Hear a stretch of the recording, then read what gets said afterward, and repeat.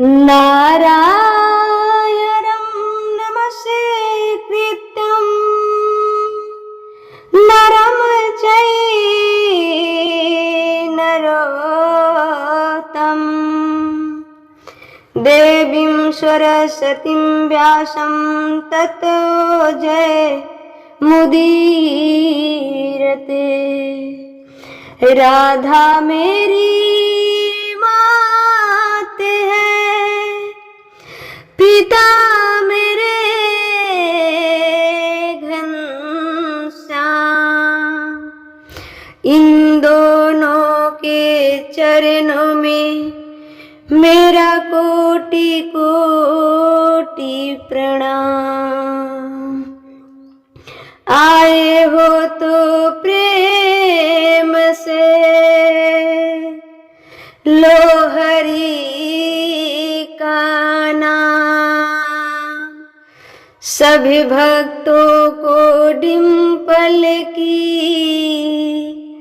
जय जय राधे श्याम, जय जय सीताराम। प्रेम से बोलिए श्री भागवत महापुराण की जय। सभी भागवत प्रेमियों को प्यार भरा श्री राधे राधे, जय जय श्री कृष्ण। आप सभी का जीवन मंगलमय हो, खुशियों से भरा रहे। आप सभी का हर लक्ष्य श्रीमद् भागवत जी पूरा करें। इन्हीं शुभकामनाओं के साथ मैं कथा में आगे बढ़ूंगी। कल के कथा में आपने सुना कि पितामह भीष्म बाणों की सैया पे लेटे हैं। सब महापुरुष भगवान कृष्ण भी पितामह भीष्म की अंतिम दर्शन करने गए। भीष्म पितामह की बाणों की सैया क्यों मिली, इसका व्याख्या हमने कल के कथा में किया। इसलिए विनती पूर्वक कहना चाहेंगे कि किसी भी जीव से ईर्ष्या ना हो, और किसी भी जीव को यदि आप कष्ट देने की बात सोचते हैं या किसी जन्म में सोचे होंगे तो सजा मानव रूप में ही मिलेगा। क्योंकि मानव का ही एक ऐसा शरीर है जिस शरीर से सारे पापों का दंड भोगकर भगवान का चिंतन करके निष्पाप होया जा सकता है और मुक्त होया जा सकता है। तो जो मुक्त होता है ना, तो उसके सारे पिछले कई जन्मों का दंड भगवान मानव के शरीर में देकर मुक्त कर देते हैं, जो भगवान के परम भक्त होते हैं। पितामह भीष्म भगवान के भक्त हैं। जब सारी दुनिया सो जाती थी तो पितामह भीष्म भगवान की चिंतन ध्यान करते थे। उस वक्त ध्यान करते थे जिस समय सारी दुनिया सो जाती थी। भगवान के परम भक्त थे पितामह भीष्म। कोई सामान्य व्यक्ति, समान मानव नहीं थे। इसलिए उन्हें भी जब सजा भुगतना पड़ा तो हम और आप किस खेत की मूली हैं। किसी भी जीव मात्र को आप कष्ट देने की बात सोच भी लेते हैं तो आपसे पाप बन गया। उस पाप को आपको सजा मिलेगा ही मिलेगा। चाहे आप कुछ भी कर लीजिए, उस पाप से आप बच नहीं पाएंगे। पाप तो अपने बाप का नहीं होता है, पाप तो अपने बाप का नहीं होता है, तो हमारे और आपके कैसे हो जाएंगे। इसलिए पाप से बचिए, अधर्म से बचिए, चरित्रहीनता से बचिए। इन सबों से बचे हैं। आप सूखा रोटी नमक भी खाते हैं तो इन सब से बचे हैं, तो आप भाग्यवान है, आप धर्मात्मा है। आप क्या है? धर्मात्मा है।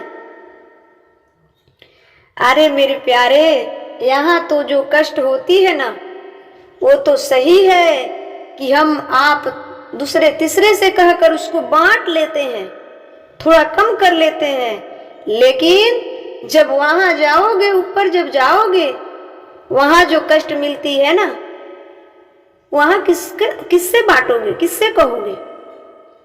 आदमी मूर्छित होता है, फिर कोड़ा पड़ता है, फिर उठता है, फिर मूर्छित होता है, ऐसे नियम है। इसलिए पितामह भीष्म बाणों की सैया पर सोए थे।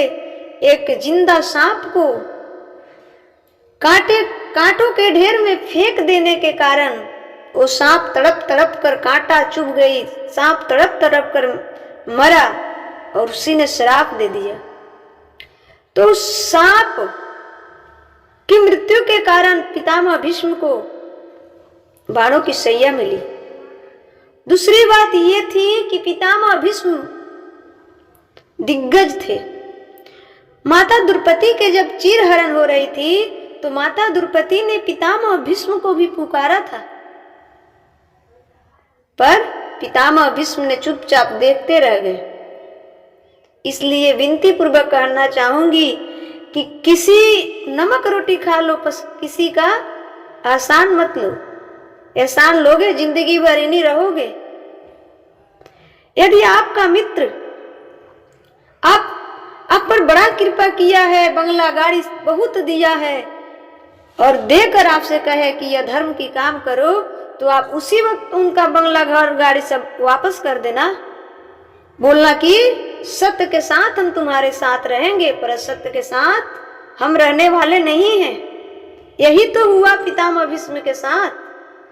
पितामह भीष्म चाहते तो माता द्रौपदी की चीरहरण बचा लेते, एक थप्पड़ मरते दुर्योधन को, वहीं बंद हो जाता, पर पितामह भीष्म चुपचाप बैठकर देखते रहे। इसलिए यदि आप कहीं अन्याय देख रहे हैं, यदि आप उसे बचा नहीं सकते हैं, छुड़ा नहीं सकते हैं, और टुकुर टुकुर बैठकर देख रहे हैं, तो आप भी उतना ही पापी हो जाएंगे। आपके बस का नहीं है, नहीं छुड़ा सकते हैं, नहीं रोक सकते हैं, तो वहां से तुरंत हट जाना चाहिए। पितामह भीष्म दुर्योधन के नमक खाने का सहयोग देने में, दानवीर कर्ण, ये सब क्यों उनके साथ थे? गुरु द्रोणाचार्य अर्जुन के भी गुरु थे। अर्जुन को धनुष बाण पकड़ना किसने सिखाया? गुरु द्रोणाचार्य ही सिखाए थे। और गुरु होकर भी अपने शिष्य के विपक्ष में खड़े थे। क्यों? क्योंकि दुर्योधन ने खिला दिया था, नमक खिलाया था। तो नमक का एहसान चुकाना अच्छी बात है, पर नमक का एहसान वहां चुकाना जहां धर्म हो, जहां क्या हो, धर्म हो। अधर्म के जगह नमक का एहसान भी चुकाना हो तो आपको हट जाना चाहिए। उनका नमक वापस कर दीजिए, पर असत्य के साथ कभी खड़ा मत होइए। दानवीर, बड़े दानवीर नाम पड़ा था कर्ण को। बड़े धर्मात्मा थे, बड़े दानी थे, वो भी सामान्य नहीं थे, बड़े धनुधर थे। लेकिन पक्ष में किसके चले गए? दुर्योधन के। दुर्योधन के पक्ष में चले गए। भगवान के भक्त भी थे। इसलिए आप किसी का नमक मत खाइए, पानी पीकर सो जाइए, पर नमक खाना आपको जिंदगी भर उसके एहसासों तले दबना पड़ेगा। इसलिए कहते हैं कि महाभारत का ग्रंथ पढ़ा कीजिए, इससे जीवन जीने का बहुत अच्छा सीख मिलता है। तो पितामह भीष्म बाणों की सैया पर लेटे हैं और भगवान श्री कृष्ण साक्षात नारायण रूप में दर्शन दे रहे हैं। अंतिम समय जब पितामह भीष्म की मृत्यु होने वाली थी, उस वक्त तो पितामह भीष्म ने स्तुति किया। बड़ा ही सुंदर स्तुति है। सर्वबलं कालं कृतवन्या भवतां च प्रियं सपालो यत वेशो लोको वायो विधिना बलहिम। आज पितामह भीष्म भगवान की स्तुति कर रहे हैं। और किस तरह का भाव है पितामह भीष्म का। भगवान तो एषवः भगवान् साक्षादाधनो नारायण पुनः। ऐस वही भगवान साक्षात नारायण पुनः। भगवान कृष्ण साक्षात नारायण रूप में, चतुर्भुज रूप में पितामह भीष्म के सामने प्रकट हो गए।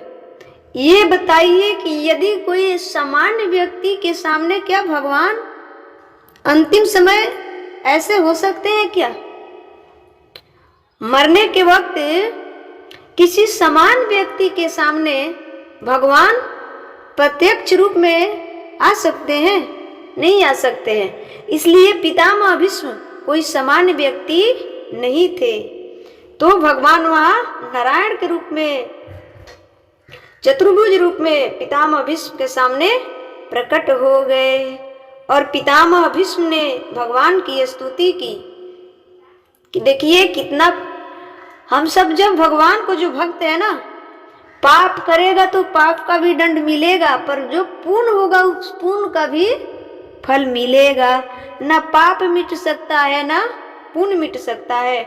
इसलिए जिस हालत में है, जिस फील्ड में है, उस फील्ड में भगवान की चिंतन बनाए रखिए। सबसे आसान तरीका है भगवान से जुड़ने का। तो भगवान की स्तुति पितामह भीष्म कर रहे हैं। यहाँ पितामह भीष्म सबको राजधर्म, देखिए मरते वक्त पितामह भीष्म ने क्या क्या बताया है सब किसी को। राजधर्म, राजधर्म क्या होता है, राजा के धर्म क्या होता है, पितामह भीष्म ने, वहां अर्जुन भी थे, सबको बता रहे हैं। स्त्री धर्म, स्त्री के प्रति क्या धर्म होता है, पितामह भीष्म ने बताया है, सिखाया है। सभी धर्मों का पालन करना। धर्मराज युधिष्ठिर ने पूछा स्त्री धर्म क्या है? पितामह भीष्म, स्त्री धर्म क्या है, राजधर्म क्या है? जब वो स्त्री धर्म राजधर्म बता रहे थे तो युधिष्ठिर, धर्मराज युधिष्ठिर ने पूछा कि ये सब है क्या, इसे परिभाषित कीजिए। सबको समझा रहे हैं पितामह भीष्म। और पितामह भीष्म की ये धर्मराज युधिष्ठिर से कह रहे हैं कि सर्वे काल कृत्यम न मे भाता चयद प्रियम। सब काल के अधीन है। हम सब का क्या चीज के अधीन है? काल के अधीन है। हम सब काल के गाल में समा जाएंगे। आज है, कल रहेंगे कि नहीं रहेंगे इसका कोई गारंटी नहीं है। तो हम सब क्या है? काल के अधीन है। तो हम सब काल के अधीन है। और काल किसके अधीन है? भगवान के अधीन। हम सब काल के अधीन है और काल भगवान के अधीन है। पितामह भीष्म ही पांडवों से आज भगवान का परिचय करा रहे हैं। देखिए भगवान कृष्ण अर्जुन के भाई बनकर थे, दोस्त मित्र बनकर थे, लेकिन अर्जुन जानते थे कि ये भगवान है, केशव है। माता कुंती जानती थी, माता द्रौपदी जानती थी, फिर भी पितामह भीष्म ने जब बाणों की सैया पर लेटे ना, तो बाण के छिद से उनके सारे नस नस के ब्लड गिर गए थे, ब्लड गिर गए थे। और जो खाओगे उसी से तो ब्लड बनता है। तो उन्होंने दुर्योधन का खाया था, दुर्योधन का ब्लड था, तो ब्लड जब गिर गया तो उनकी दिमाग खुल गई, क्योंकि वो तो भगवान के परम भक्त थे, भगवान के परम भक्त थे। तो उनका जब ब्लड गिर गया उनकी दिमाग खुल गई।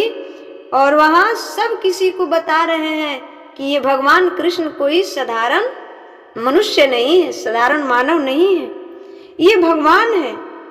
परिचय करा रहे हैं आज पितामह भीष्म ही पांडवों से आज परिचय करा रहे हैं कि ये भगवान है। एस बई भगवान साक्षात, एस बई भगवान साक्षात दो नारायण पुनः। भगवान साक्षात नारायण है, भगवान कृष्ण साक्षात नारायण है। और पितामह भीष्म ही कह रहे हैं, हे श्याम सुंदर, हे श्याम सुंदर, मैं जानता हूं जब मुझ पर विपत्ति आई, जब मैंने अपनी प्रतिज्ञा रखी कि मैं अस्त्र शस्त्र उठवाकर, भगवान कृष्ण की प्रतिज्ञा थी कि मैं अस्त्र शस्त्र नहीं उठाऊंगा, और पितामह भीष्म की प्रतिज्ञा थी कि मैं आपको अस्त्र शस्त्र उठवा के रहूंगा। जानते हो क्या हुआ? जानते हो क्या हुआ? आज भगवान ने भीष्म से जब पितामह भीष्म ने जब बाणों की बरसात की, तो भगवान कृष्ण ने रथ का पहिया उठा लिया। भगवान श्री कृष्ण ने अपनी प्रतिज्ञा तोड़ दी। भगवान श्री कृष्ण ने प्रतिज्ञा की थी कि मैं अस्त्र शस्त्र कभी नहीं उठाऊंगा महाभारत के पूरे युद्ध में, और पितामह भीष्म ने प्रतिज्ञा किया था कि मैं कृष्ण से अस्त्र शस्त्र उठवा के रहूंगा। तो भगवान श्री कृष्ण, तो जब पितामह भीष्म ने बाणों की बरसात करने लग गई, तो भगवान श्री कृष्ण ने रथ का पहिया उठा लिया, अपनी प्रतिज्ञा तोड़ दी। किसने कहा? प्रभु, किसी ने कहा, प्रभु आपने अपनी प्रतिज्ञा क्यों तोड़ दी? भगवान ने कहा कि अपने भक्त की प्रतिज्ञा के रक्षा के लिए आज मैं अपनी प्रतिज्ञा तोड़ दी। आप सभी कहते हैं कि भगवान हमको कष्ट देते हैं, भगवान दुख देते हैं। भगवान तो इतने कृपालु हैं कि वो अपनी प्रतिज्ञा भी तोड़ देते हैं। किसके लिए? भक्तों के लिए। अर्जुन के लिए अपनी क्या की? प्रतिज्ञा तोड़ दी। और किसकी प्रतिज्ञा पूरा हो गई? पितामह भीष्म की। तो भगवान, किसी ने जब पूछा कि प्रभु आपने अपनी प्रतिज्ञा क्यों तोड़ दी, भगवान ने कहा कि अपने भक्त की प्रतिज्ञा के रक्षा के लिए आज मैंने अपनी प्रतिज्ञा तोड़ दी, ताकि भक्त की प्रतिज्ञा ना टूटे। भगवान भक्तों के अधीन है। भगवान क्या है? भक्तों के अधीन है। भगवान से चाहते क्या है? भक्तों से सिर्फ व सिर्फ प्रेम चाहिए। भगवान को प्रेम प्रेम प्रेम।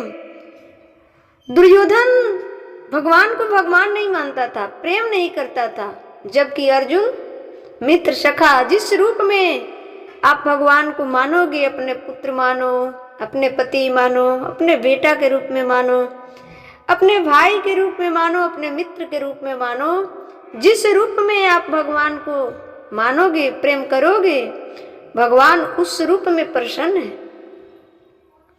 भगवान दुर्योधन के शत्रु नहीं थे, लेकिन दुर्योधन भगवान को भगवान नहीं मानता था और मानता ही नहीं था। और अर्जुन ने भगवान के चरणों में अपना सब कुछ समर्पण कर दिया था। तो देखिए, समर्पण ना करने वालों को क्या क्या फायदा हुआ, और समर्पण कर देने वालों को क्या क्या फायदा हुआ, सो आप सभी के सामने है। रावण ने भगवान को भगवान नहीं माना, तुच्छ प्राणी मानव मानता था। और विभीषण ने भगवान को भगवान मानकर अपनी सब कुछ भगवान के चरणों में समर्पण कर दिया जाकर, तो विभीषण कबाल भी बक्का नहीं हुआ और रावण का सर्वनाश हो गया। इसलिए मैं प्रतिदिन के कथा में विनती करती हूँ कि आप सभी खुद सुने और अपने बच्चों को सुनाया कीजिए, ताकि उनके अंदर भगवान के प्रति प्रेम हो, भगवान के प्रति क्या हो जाए? प्रेम हो जाए। और मैं प्रतिदिन अपनी सारी भक्तों से कहा करती हूँ कि आप सभी अपने आप को भगवान के चरणों में समर्पण कर दे। ये बेटा बेटी किसका है? भगवान का दिया हुआ ही तो प्रसाद है। ये सब किसका है? भगवान का है।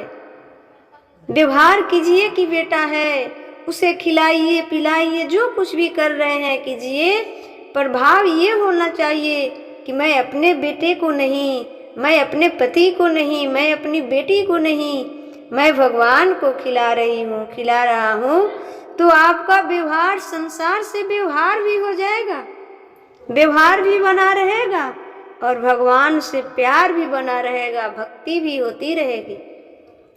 इसलिए जहाँ है, जिस फील्ड में है, भगवान की चिंतन बनी रहनी चाहिए।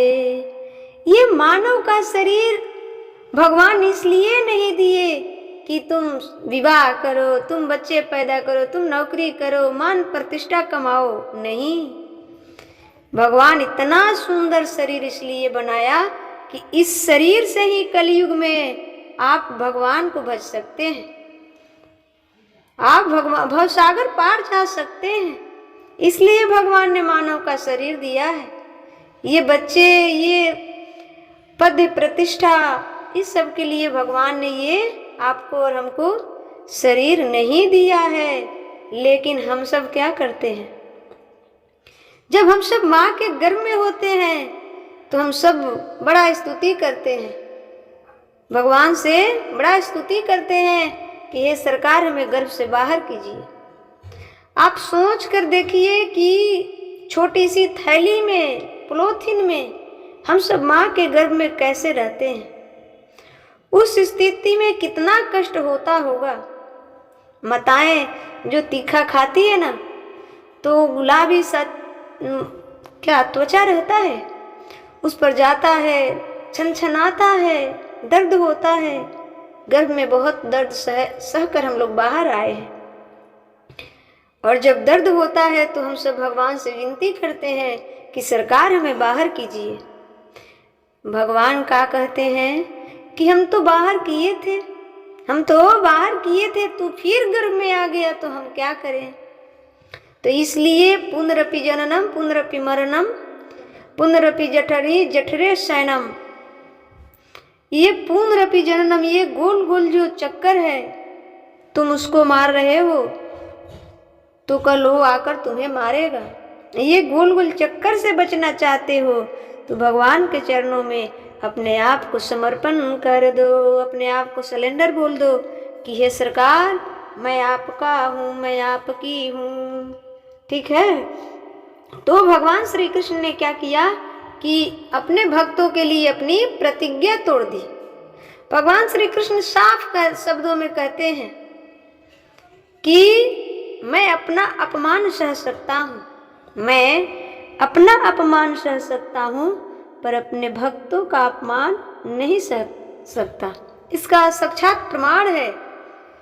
विभीषण जी भगवान के क्या थे, भक्त थे, और रावण ने लात मारा विभीषण जी को, लात मार कर देश निकाल दिया।